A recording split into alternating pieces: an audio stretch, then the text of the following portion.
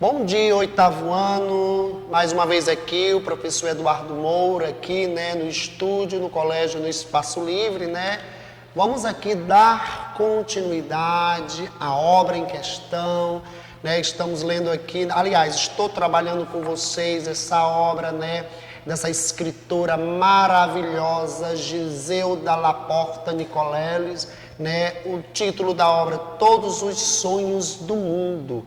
Beleza? Espero que vocês estejam gostando da obra em questão, certo? É um tema extremamente atual que eu estou trabalhando aqui com vocês, beleza? E que a literatura, uma coisa que eu aprendi com Gorky, um grande escritor russo do final do século XIX e início do século XX, E lendo suas memórias, certo, que Gorky, logo cedo ele entrou em contato com a literatura, devorava livros e mais livros, E quando, nas suas memórias, ele falava para as outras pessoas que a literatura, ela fala sobre a nossa vida, É esse o conhecimento que a literatura traz, Por isso que aqui, certo, nessa obra aqui, no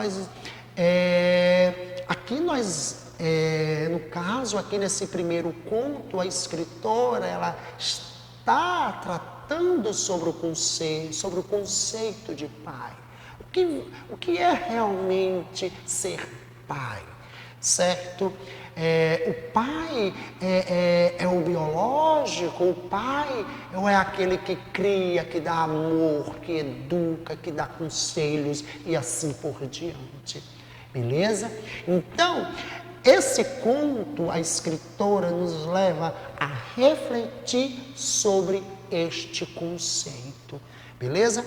E eu quero aqui fazer uma pequena leitura da página 17 com vocês, certo? E se possível, a gente adentra um pouco na página 18 com vocês. Lembrando que literatura, vocês não precisam ler esse livro da noite para o dia.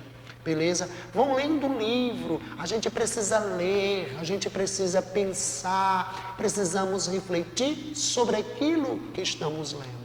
Ou seja, porque é a partir daí que eu vou começar a perceber o que o escritor, o que é que ele está expressando ao escrever a obra. Isso é muito importante quando se trata de literatura, beleza? Então vamos lá, para a página 17.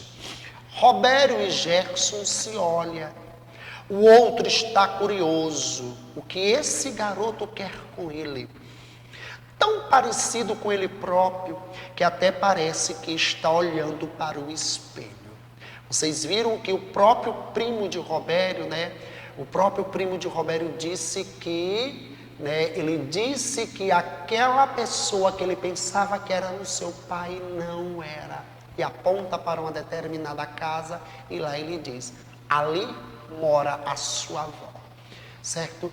E lembrando que ele ficou com aquela dúvida, Shakespeare trabalha com isso, trabalha com a questão da dúvida.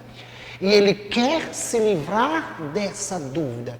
Ele quer saber da verdade. Ele quer saber quem realmente é o seu, verdadeiro pai. Beleza? E vamos ver o que foi que aconteceu, Nessa busca, Será que ele se frustrou ao se deparar com aquele homem, Que ele acha que é o seu verdadeiro pai, beleza? Robério não perdeu tempo, vai na jugular. Verdade que você é meu pai? Gerson fica pálido, rosto contraído, presa em defesa diante do predador e contra-ataca. Quem disse isso? Foi sua mãe? Depois que eu disse o nome da minha mãe, Deus-Eni. Deus-Eni, repete o outro num suspiro. Entenda, garoto, a gente era muito jovem. Eu estava apaixonado. Você foi um descuido. Eu não podia assumir um compromisso. Então, olha aqui o que é que o Roberto escuta, né? Escuta daquele, né, do seu pai biológico. Diz que ele, certo, ele foi um descuido. Beleza? Se mandou deixando a minha mãe se virar sozinha. A cidade tão pequena, ela garota grávida e solteira, abandonada pelo namorado. Será que você nunca quis saber o que aconteceu com ela, comigo, seu filho? Como conseguiu colocar a cabeça no travesseiro e dormir sossegado? Depois construiu família, sua mulher nunca soube do seu passado? Soube? Prometa que você não vai contar isso para ela. Aqui é o Gerson falando, repetindo. Prometa que você não vai contar isso para ela. Você destruiria uma família, meus filhos. Continuando, vamos aqui continuando a leitura aqui na página 18. E o que adiantaria isso? Azul se me pareceu uma boa pessoa, tem 3 filhos, engraçado que eu sempre quis ter irmãos. Eu não quero o mal da sua família, só queria encarar você, porque mesmo que fosse jovem poderia enfrentar a situação, dar um tempo, assumir seu filho, eu. Mas a Deuseni até que teve sorte. O Edmilson sempre foi apaixonado por ela. Surgiu a oportunidade, ele se casou com ela e te assumiu como filho.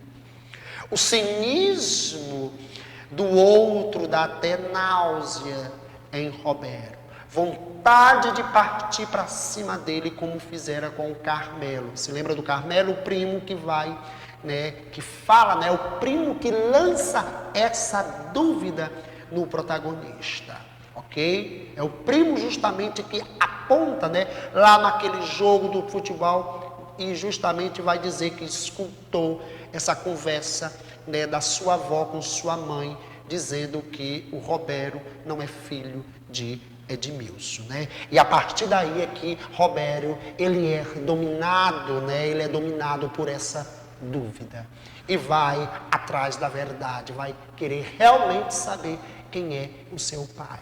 E aqui a gente vai ver o que? Vai ver a decepção de um adolescente, né? Que vai dizer que ele foi um descuido e assim por diante. Beleza? E aqui também há um pouco da ética, há um pouco da moral, certo? Porque justamente quando o Roberto pergunta, né, para Gesso como é que você conseguia colocar a cabeça no travesseiro.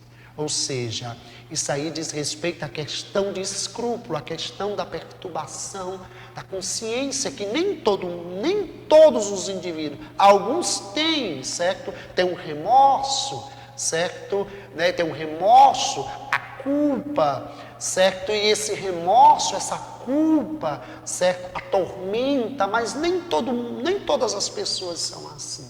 Por isso que ele vai falar aqui a palavra cinismo, certo? O que é o cínico? O cinismo, né? Ele fala que cinismo, mas aqui mostra o quanto que o seu pai, certo? Né? O pai biológico, ele foi cínico. O cínico é aquela pessoa que não tem vergonha, é uma pessoa que não respeita a moral, aquela pessoa que não respeita norma nenhuma. Isso é o cínico, certo? Não é nem tanto que ele sabia da existência do filho e nunca procurou saber, nunca procurou aproximar, né? Ele disse que o Roberto foi o que foi um descuido, beleza? Então, só para a gente poder, né, como falei para vocês, essa obra para a gente poder refletir justamente sobre o conceito de pai, beleza? A gente viu que Edmilson, né, pelo decorrer da narrativa, certo? Edmilson tratou muito bem até tratou muito bem, assumiu e etc, etc, etc. Beleza?